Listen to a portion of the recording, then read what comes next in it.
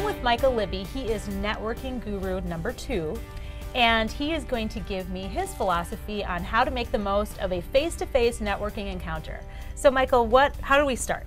Well, I think one of the things that's really amazing about getting to know people in any networking situation is the fear that people have about speaking in front of folks. Right. You know, there are so many people right now who think public speaking is almost as bad as getting a root canal or even death. I hear it all the time. They say, oh Liz, you can network. Exactly. Because you're outgoing, but this is just what I do for a living. Well, so many of us that do this for a living, we think, well, how can people be so frightened of this? But we have to recognize there is a real fear out there. Right. So there are some really great opportunities when you take a look at crutches that you can use when you're in a networking situation. Something to lean on. Absolutely. Right.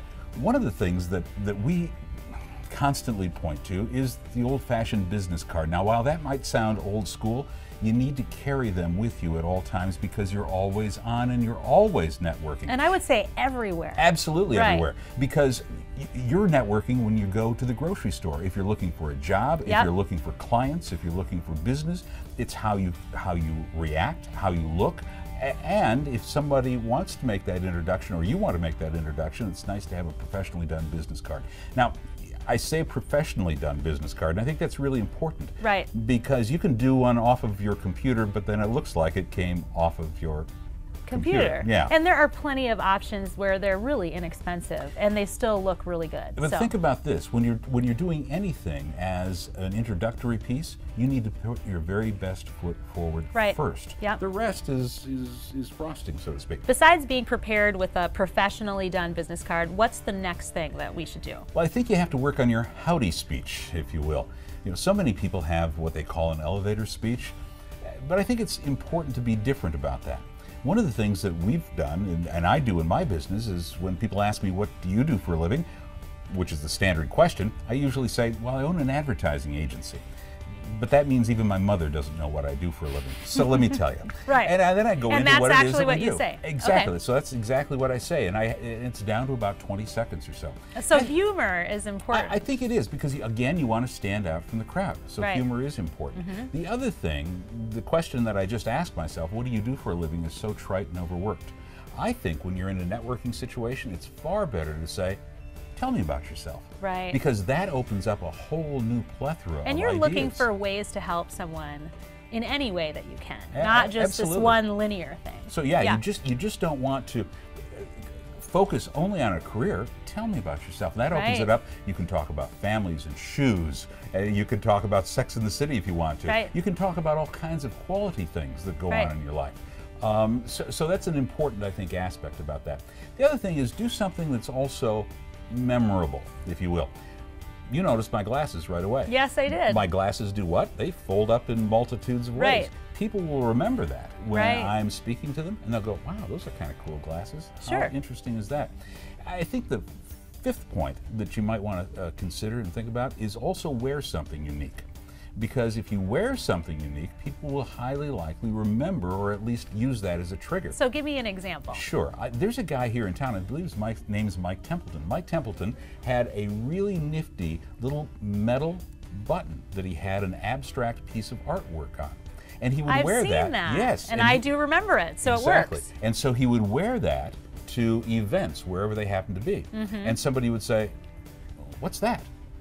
And he would say, that is to get you to ask me what this is. Right. I tell you what, let's have some fun with everybody. I've got some of those extra buttons with me, and he would give them to people that he talked about. What a great idea. Yeah, and then everybody pretty soon was wearing these little buttons with the abstract piece of work on it and going, where'd you get that? Well, Mike Templeton gave it to me. And I would think if you put some thought into it and connected it to your business, you've really got something that's promoting you. Absolutely, so, absolutely. So all of these things have to do with thinking before you go out. Yeah, I hear tactical. Absolutely, it's tactical.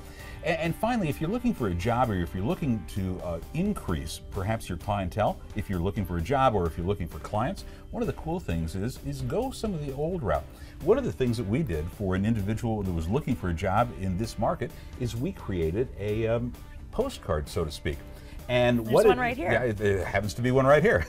and what we did is we used humor in the card as well. And this is mailable. You can put it in a number 10 envelope.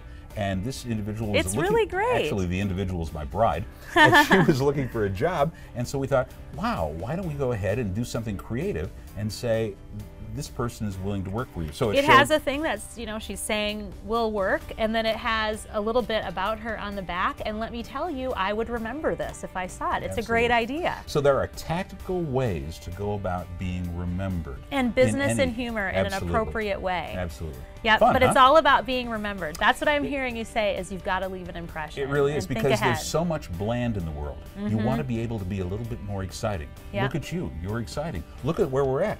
This is the Amish house. They have all kinds of fine quality furniture. The first thing that you think about is quality when you come to a place like this. So how do you bring that out? These are the kinds of things that you do, and you have to tactically figure out and then plan and motivate yourself to work into those projects. All right, well, here's what we've got. You've heard there's a lot of similar things, but from two different angles. There will be a chiropractor and a person who owns a furniture store. They're going to go to an event and try these philosophies, and we'll see what happens when it's all over.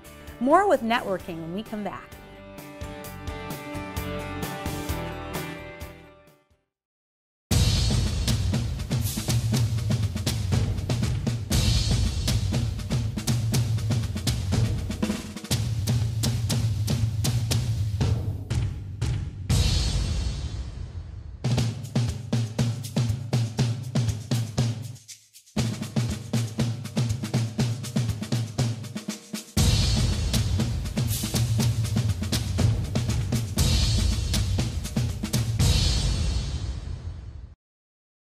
Hi, I'm Tom Bozen, and I want to let you in on a little secret. You know Bozen's for cut flowers, but our garden center in Beaverdale has been bringing color and fragrance to outside of homes since 1923. Our herbs, veggies, and flowering plants are bigger, hardier, and more mature than those on just any street corner. Want custom planting? We do that too. Just bring in your pots, and we'll do the rest. Bozen's Garden Center, where you can see the difference, but you don't pay for the difference. Bozen makes the moment mean more. At Amish House Furniture, you'll be amazed what our designers, you, and our craftsmen can create. From classic to contemporary, fun to functional, bold to beautiful, and pretty to practical. Locally owned and handcrafted in the heartland of America. Located at 3037 100th Street in Urbandale between Hickman and Douglas. Amish House Furniture, many styles, one standard.